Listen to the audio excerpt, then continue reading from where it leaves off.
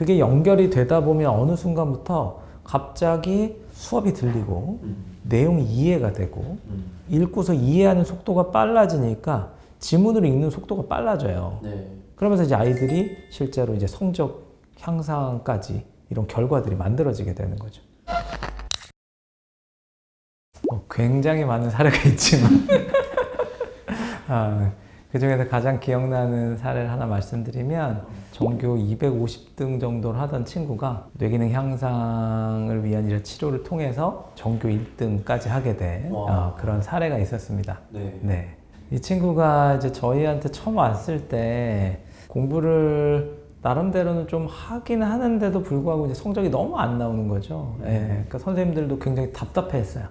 조금 전에 알려준 것도 다시 해보라고 그러면 못하니까. 그러니까 이제 선생님들도 되게 답답해 하셨고, 부모님도 얘가 도대체 왜 이런가 싶어가지고 이제 정신과도 가보고, ADHD 약도 먹여보고, 그리고 이제 너무 방금 한 것도 기억을 못하니까, 혹시 얘가 좀 지능에 문제가 있나 해서 뭐 지능 검사도 받아보고 했는데, 이제 그런 쪽에 이제 문제는 없었던 친구거든요. 네. 근데 그렇게 이제 성적이 계속 안 나오니까 이제 부모님이 막 계속 인터넷 찾아보고 하시다가 이제 저희한테까지 오시게 됐는데, 네.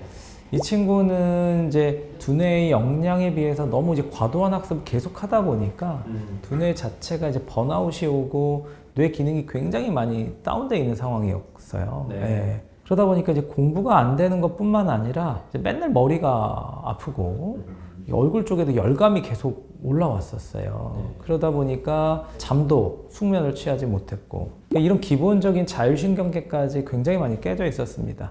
그래서 이 친구가 왔을 때 저희가 처음 어머니께 좀 부탁드린 건 학습을 조금은 쉬어달라라는 부탁이었어요. 그래서 두뇌의 에너지가 좀 차오르기 전까지는 지금은 조금은 휴식이 필요하니까 학습량을 좀 최대한 좀 줄이고 아이의 두뇌가 회복할 수 있는 좀 시간을 좀 달라. 이렇게 이제 부모님을 좀 설득을 했고, 이 친구가 이제 치료를 하면서 머리가 아프고 배가 아프고 이런 통증이 오면 안 됩니다.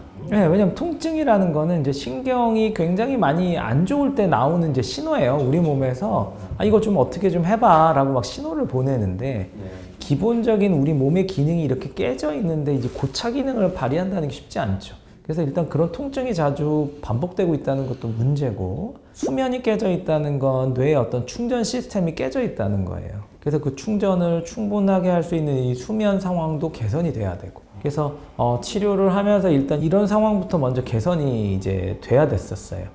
그렇게 개선이 되고 학습에 필요한 두뇌 역량들을 같이 끌어올렸어야 됐단 말이에요.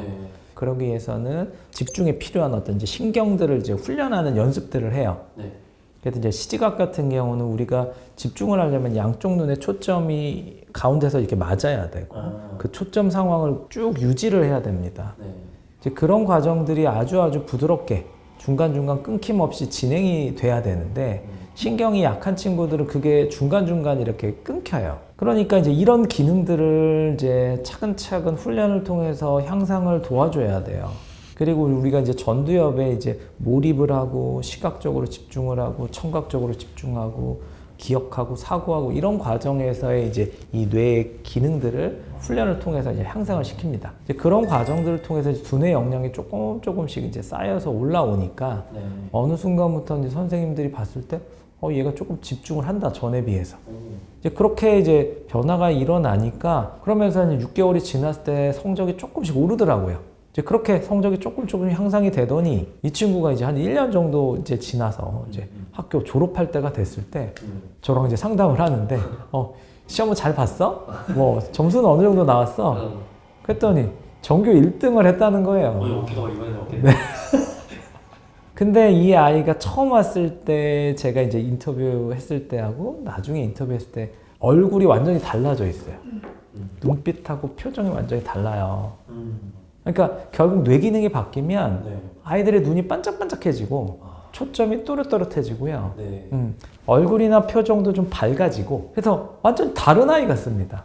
저희가 접근했던 건 결국 뇌 역량이 올라오면 아이들이 하고자 하는 부분에 있어서 그 역량이 발휘되더라는 거예요. 그러면은 결국 어디를 어떻게 발달하도록 도와줄 것인가가 이제 저희가 해야 될 역할이었죠. 그래서 이제 저희가 쓰는 이제 치료법으로는 이제 뇌 발달을 돕는 이제 한약 처방들을 씁니다. 두뇌가 발달할 때는 이제 신경망이 만들어져야 되는데 이 신경망이 만들어질 때는 이 에너지가 충분히 있어줘야 신경망이 만들어질 수가 있어요. 자, 그러면 우리가 공부를 열심히 했는데 신경망이 형성이 안 되면 다음에 문제를 풀 때 기억이 하나도 나지 않아요. 그래서 결국은 열심히 하는 것보다 더 중요한 건 신경망이 만들어져야 된다. 그러니까 많은 양의 공부를 하는 게 중요한 게 아니고 우리가 두뇌 컨디션 관리를 잘하고 아이들의 두뇌 발달을 잘 도와서 에너지적으로 이 신경망이 잘 형성될 수 있는 상황을 만들어줘야 되는 거죠. 저희가 이제 한약 처방을 하는 이유는 이렇게 에너지 레벨이 높아진 상태를 유지할 수 있도록 계속 도와주고 그런 상황에서 우리가 이제 그 약한 신경망들을 훈련하도록 두뇌 훈련들을 합니다. 그 두뇌 훈련들은 이제 센서를 부착하고 내가 그 약한 영역들을 이제 쓰도록 하는 과정에서 내가 쓰는 쪽에 결국 신경망 형성이 더 잘 만들어지게 돼 있어요. 훈련을 할 때도 아이들의 그 약한 부분들을 자꾸 쓰게 만드는 거죠. 그래서 이제 우리가 집중력에서도 이제 몰입이 약한 친구는 몰입에 관한 훈련들을 하다 보면 몰입에 필요한 신경망이 발달을 하고 청각적으로 집중이 약한 친구가 청각적으로 집중하는 훈련들을 하면서 한약 처방들이 같이 병행이 됐을 때 그쪽에 신경망들이 만들어지고 그러니까 이런 식으로 약한 쪽의 신경 훈련들과 같이 이런 한약 처방들이 들어가면서 아이들의 이제 뇌 발달들을 균형 있게 이제 도와줬었던 거죠. 그게 연결이 되다 보면 어느 순간부터 갑자기 수업이 들리고 내용이 이해가 되고 읽고서 이해하는 속도가 빨라지니까 지문을 읽는 속도가 빨라져요. 그러면서 이제 아이들이 실제로 이제 성적 향상까지 이런 결과들이 만들어지게 되는 거죠. 제가 어머님들께 설명을 드릴 때 아이들마다 가지고 있는 색깔이 다 다릅니다. 근데 이제 저희한테 오실 때는 그 색이 조금 어두침침하고 좀 탁한 상태로 온다고 보시면 돼요. 근데 이제 저희가 치료를 쭉 해나가다 보면 아이들의 이제 두뇌가 균형 있게 발달을 하면서 이제 빛이 나기 시작합니다. 근데 저희가 노란빛의 아이를 파란빛으로 바꿀 수는 없어요. 그건 저희 영역이 아니에요.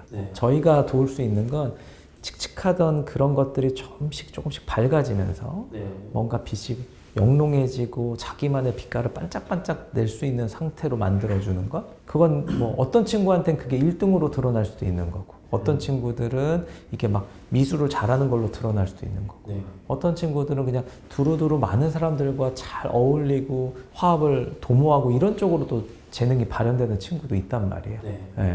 1등이 중요한 게 아니라 우리 아이가 가지고 있는 재능이 무엇이냐 우리 아이가 가지고 있는 이제 빛깔이 어떤 것이냐 우리 아이가 가지고 있는 색깔을 더 빛나게 해주는 게 저희가 하고 싶은 치료다라고 이제 말씀을 드립니다.